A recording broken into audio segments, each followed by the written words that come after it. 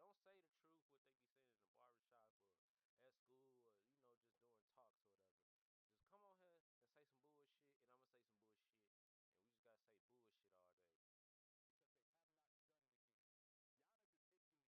and I'm gonna say some bullshit, and we just gotta say bullshit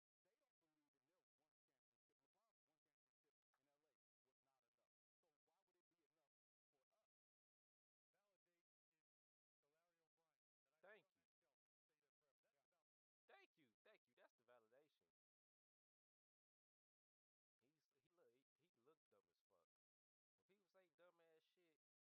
When people say dumbass shit and they know they been caught saying dumbass shit, they look dumb. I gotta stop cussing, my bad, cause YouTube they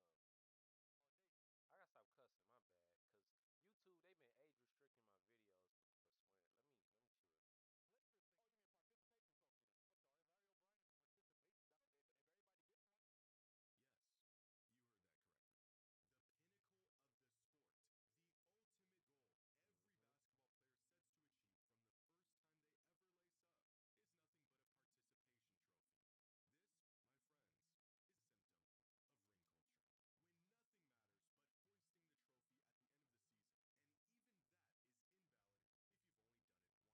What?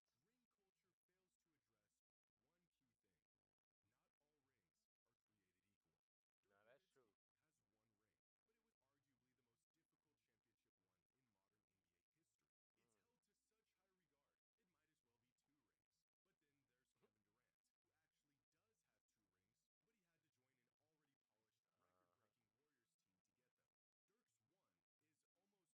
Uh-huh. Ooh. Ooh. Ooh. Shit. Hey man. Hey, I like this though. You got a point. Cause Dirk beat LeBron, his ass beat Kobe, his ass beat KD, Tim Duncan. He beat everybody. Kobe was trying to fucking three-peat. Whooped his ass. He stopped Kobe three like, bro. It's a lot of shit, bro. This nigga, man. He got his ass whooped by Dirk. Six. Six. The guy was six. Nope.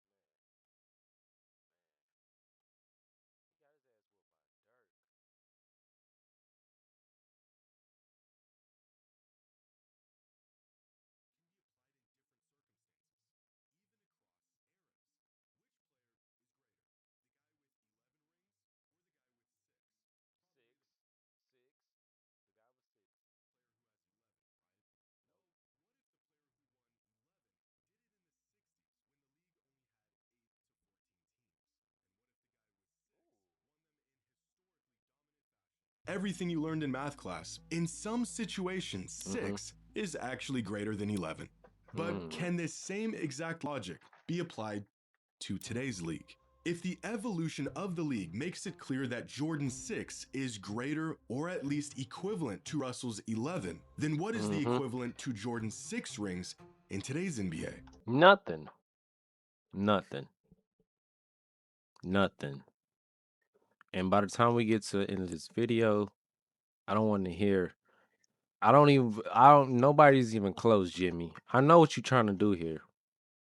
You go try to make one of these people in the last 8 years of going back to Toronto winning in 2019, make it look like they was one of their championship rings was close to Jordan's 6 rings. No, I don't care about no stats you about to pull up and show me too. Cause I know, bro, I see through it, bro. Bro, these videos be the same, bro. It's like I can see through it, bro. Maybe because I make content, I don't know, bro. But it's so predictable. Watch y'all. 2 rings? 3? It sounds like a crazy concept Unless Jimmy no ball and he mess with Jordan, we go see. We go at see. first. The idea of 2 or 3 rings vaulting a player into the same conversation as players who dominated an entire generation of basketball. Come But the on now. further we get into this era of parity in the NBA, the more this idea feels like a reality. So, how much is a championship actually worth? It's still hold weight, man. I don't care what nobody say. I know they winning a lot now, but come on. I'm not gonna Today's video downplay it. sponsored by I'm not gonna downplay a championship, man. That's what I'm not gonna do. I don't care what era, bro. A championship is a championship. I think winning a guy winning 3 rings now in the 2020s with especially the second apron stuff, and I think it would be even in a weird way more impressive because everybody's better at putting together a team, and we also have more high-end talent, right? Giannis has only won 1 title too. If Jokic wins 1 title and that's it, he's going to be the ultimate sort of barometer for this because the statistics are going to say he's a top whatever single-digit player of all time. I think the big thing to remember when you talk about this stuff is what era was the guy in and how good was the league, how competitive it was, right? And I just wonder, like, is it just everybody's going to win 1 or 2 now going forward? Ring culture has been a highly debated topic for a while now. The idea that rings are not just a measure of a player's greatness, but the only measure of a player's greatness. No, it's not the only measure. Allen Iverson is still great. For as long as fans have been debating, rings have reigned supreme in measuring a player's dominance. They do, In though. spite of everything a player does throughout his career, winning or not winning a championship will be the final verdict of his abilities. It is the ultimate barometer of how great a player is and was. But what do we do if that barometer breaks? What do we do when the criteria for measuring greatness isn't properly calibrated? If winning a ring in today's NBA is more difficult than it was in the past, and the weight a ring holds depends on how difficult it was to obtain, are we reaching the point where the NBA is so competitive and so deep that 2 or 3 rings can be as great as 6? No, bro. No, I'm not buying that. I'm not buying that. I told y'all, chat, that strike one. Told y'all. Look. Look, no. No, it could be they can win 4, 5. I don't care. No. No. Parity, or a state in which things are equal, equivalent, or evenly matched, is a good thing. When things are more equal, more teams have a chance to win, more fans are engaged, and of course, more players have a chance to win. Yeah. And right now, the NBA is seeing more parity both in terms of championship teams and even winning teams than it ever has before. Of course, this was not always the case in the NBA. Here is a timeline of players who had the most. Yeah, because you know the NBA had this course of people that was just comboing up. Shaq and Kobe, the Spurs, Mike, Larry Bird, Kareem, and Magic. It was only a few people winning at a time. The Celtics in the 60s. So it's different now that it's a different person every year instead of somebody going back to back. But yeah, it's competitive, bro. And a lot of trades is happening too. People jumping ship and everything. But ain't no excuses, bro. Ain't none of these dudes messing with Michael Jordan. Most rings in the NBA in any given season, dating back to 1969 when Bill Russell won his 11th championship, a record that still holds up today and will more than likely hold up until the end of time. Yeah, But that similar ain't to nobody today, breaking the that. 70s were also a time of growing parity in Tom Sanders got 8. John Havlicek got 8. Okay. NBA. 7 different teams won a championship over the course of the decade, and so going into the 80s, the active leader in rings had just 3. But it didn't take long for that total to grow again. By the mid-80s, Kareem Abdul-Jabbar held the crown before he ended the decade with 6 championships under his belt and passed the torch to Magic, who had 5.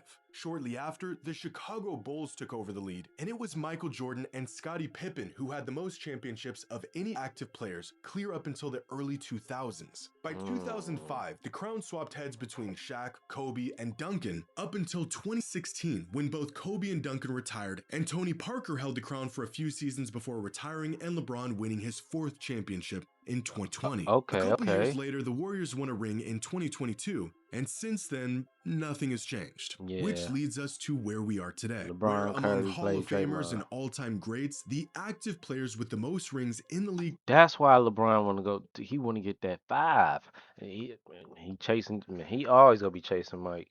Today are LeBron, Steph, Clay, and Draymond, each with 4. But what happens when these players are gone? Soon enough, these guys will retire, and the next group of players will take the mantle as the league's legacy players. Jokic, Giannis, Luka, Shea, Tatum, all of these players with either 0 or just 1 ring. Now, we don't know how the next decade of basketball will play out. One or two of these players could go on a tear and win 2, 3 rings. But if the past 8 seasons is any indication of what's to come, even the greatest players in the league today may struggle to win more than one championship throughout the course of their entire career, which, according to ring culture, disqualifies them from being included among the true all-time greats of the sport. Are these current players simply not as great as those that came before them? Or are we misinterpreting the value of a championship altogether? I don't know. This was incredible. You'll be back during the playoffs at some point. So we go with the Look deep forward talk. to that.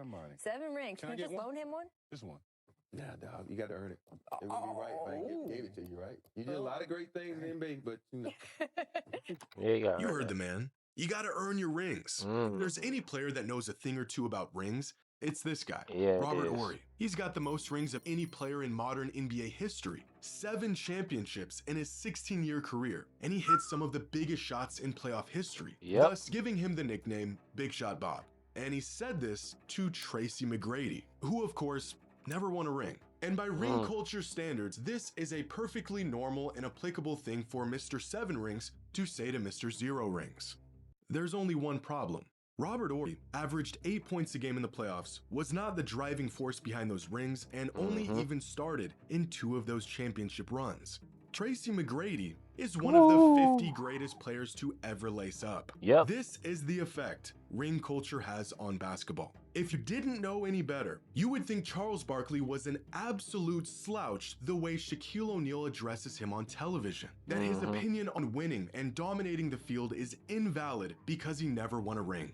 Charles Barkley was a league MVP, went toe-to-toe with MJ in the finals, and was one of the best players of an entire generation. When rings mean everything, not winning one, or in some cases not winning enough of them, means you'll always be one step below those who did, regardless of everything else you accomplished. Which begs the question. If the NBA is truly in an era of parity, and the evolution of the league now makes it nearly impossible for a couple of players to hoard multiple championships for themselves, how will we remember Nikola Jokic if he only retires with one?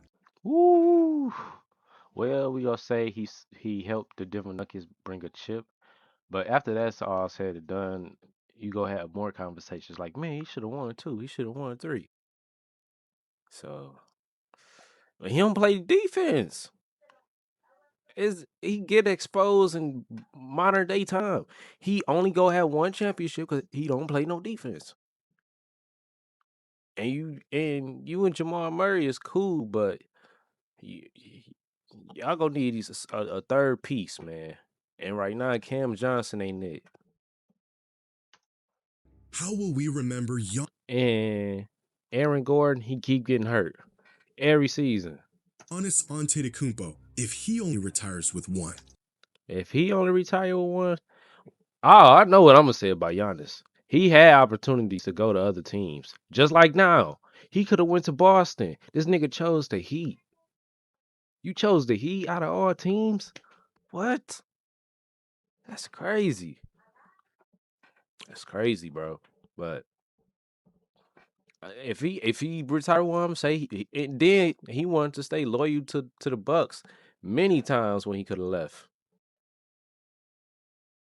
He just now leaving 5 years later after winning that championship. That's a long time. It's a long time. Dame getting hurt and stuff. It's just, being too loyal, bro. I know loyalty is a thing, man, but it gets to a point, man. You gotta get like Kobe, man. Y'all better bring somebody or I'm gone. Or Luka Doncic, if or when he gets to that point. At this rate, will anyone ever get within reach of GOAT status? And is this era of parity really just an era, or is this just the new standard for the NBA and what's to come in the future? That's crazy if this is the new NBA. Dustin Nielsen, why is ring culture so much more prevalent in the NBA than in other sports?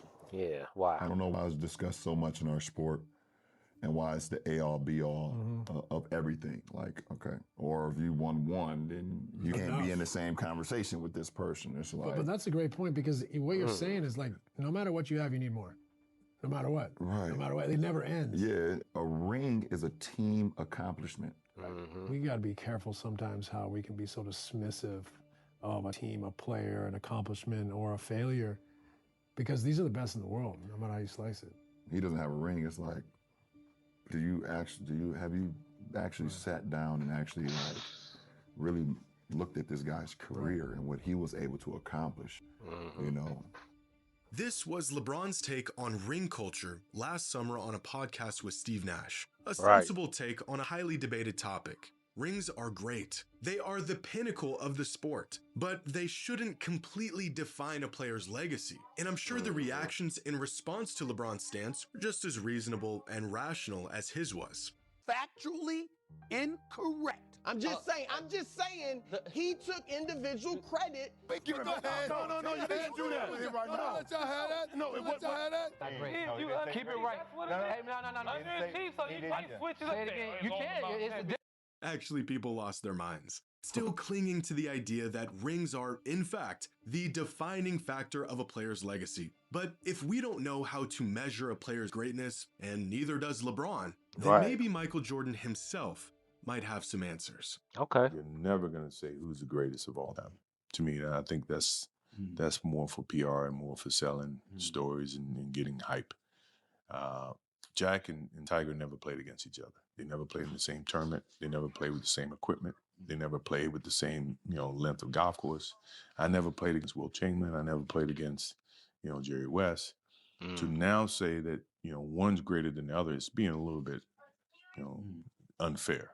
Yeah, Jack probably has 18 majors and Tiger's got 14. And I think those are when, that's how people are judging certain things. I won 6 championships. Bill Russell won 11. Does that make Bill Russell better than me and make me better than him? No, because we play at different eras.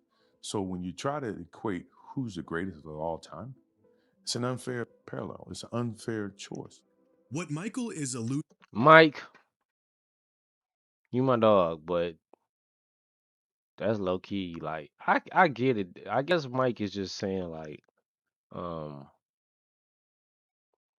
it shouldn't be a list, but it is one, and you number one, bro. That's just how it is, bro. To is precisely the flaw with using rings as a measuring stick for greatness. Ring culture tends to ignore context, the era they played in, the path a team had to go through, the fashion in which they won it, when in reality, it is the context itself that is the true measure of a player's game. Steph Curry is the greatest shooter of all time and arguably the greatest point guard of all time, and he's got 4 rings to prove it. But even for a player of his caliber, getting to 4 took an extremely unlikely set of circumstances to pull off. It put one of the greatest players of all time in his prime, joining their 73-win team, as well as a historic salary cap spike in that exact offseason to create the perfect storm to build on their already championship roster. It took 2 completely unprecedented events for a generational talent to get to 4 rings. A similar sentiment could be said about LeBron, a top 2 player to ever touch a basketball, and he had to leave the team that drafted him, build a juggernaut in Miami, and put together the greatest comeback in NBA history just to get to 4 rings. And not only did it take extreme circumstances for these 2 to get 4, it took circumstances that are essentially impossible in today's league. Part of this is due to the natural evolution of the league and the sport, and part of it is by design. The irony of this clip and the take that came with it is that right before Vincent Goodwill said it, he actually explained exactly what makes championships today extremely valid. What? I think dynasty is better for the sport because if we're going to look at the way that the NBA experiences golden age, those 2 decades where it went from Magic and Bird and Isaiah in between to Michael Jordan, that's where you had the greatest explosion in growth. And it's not just because those guys hoarded the championships. Now you're legislating parity. The owners are saying you aren't allowed to be great for an extended period of time because look at Oklahoma City with Durant and Westbrook and Harden. They weren't allowed to keep their 3 guys together because the money says, okay, you drafted too well. You drafted 3 MVPs. You can't hold on to them. Through a combination of smarter teams, better front offices, advanced analytics, deeper rosters, larger talent pools including international players, and rules set in place explicitly designed to prevent teams from building dynasties, it is harder now, or at least as I've said before, it is more equitable now to win a championship than ever before. This era of parity could very well be a phase in NBA history. Eventually, someone has to lead their team to multiple titles among this generation of great players. But we have evidence that what we are seeing now is only the beginning of what's to come. 2 years ago, the NBA introduced the second apron, a set of rules created in the 2023 collective bargaining agreement that has since made it virtually impossible for teams to build a great roster and keep that roster intact. Due to a laundry list of financial penalties and restrictions, in today's NBA, winning a championship is as difficult as it's ever been, and winning another one has become, at least to this point, an insurmountable task. They say you can't even use trades from the previous years. You can't go back to your old team no more. Today's league, Dang. KD signing with the Warriors wouldn't even be possible. LeBron building a team in Miami wouldn't and couldn't happen. Running it back with the same proven core year after year isn't even feasible. If a prime LeBron or Steph or MJ were attempting to make real championship runs in today's league, in spite of their talents, the odds would be stacked against them and the path would be more difficult than it was 10, 15, 30 years ago. The NBA has literally created rules that force teams to choose between keeping their current roster intact and maintaining the flexibility needed to improve on their roster in the future. And we're seeing these rules crumble teams in real time. After winning a ring in 2024, the Celtics traded Kristaps Porzingis and Drew Holiday just to give themselves flexibility and stay below the second apron. The current rules of the league forced a championship team to immediately blow up their roster. The man who helped propel the Knicks to their title this season, Karl Anthony Towns, is only on the Knicks because the Timberwolves couldn't afford to keep him after making it to the conference finals. And we're only going to see more of this as teams continue to adapt to rules specifically made to prevent historic runs and dynasty contenders. If becoming the GOAT requires a player to match Jordan's 6 rings, or match LeBron's 4 for that matter, then fans of the NBA may need to once again reevaluate what a ring is truly worth within the context of when it was won. If winning only one championship, or even worse, winning none at all, makes a player or a title run invalid, then we are dangerously close to disregarding an entire generation of players in the NBA. How much is an NBA championship worth? Well, if 30 years of evolution is the difference between Jordan's 6 matching Russell's 11, then maybe the last 30 years of the league's evolution is the difference between 2 or 3 today, matching Jordan's 6. Well, chat, thank y'all for watching. It's your boy Cal. I will see y'all guys and girls in the next one. Peace.